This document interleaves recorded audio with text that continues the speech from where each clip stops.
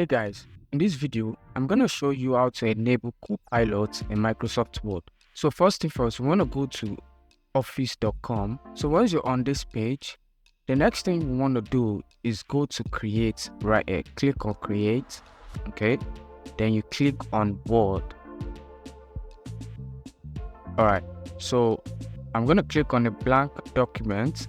And if you have your document, you can just upload your document from this button right here. So all right, here we are. So this is our Microsoft Word. So to be able to use Copilot, all right, all you have to do is go to this settings right here, and to be able to do this, you have to make sure you are on your Microsoft browser to be able to just use the Copilot easily. Okay, as you can see, it comes with the browser, so you have to make sure you're on your Microsoft browser. Then you click on Copilot. Okay, so you can input whatever question you want to ask. So I'm going to input a question, okay, and submit.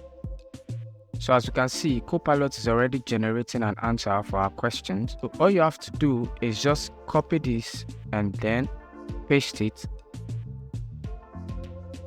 into your Microsoft Word, as you can see.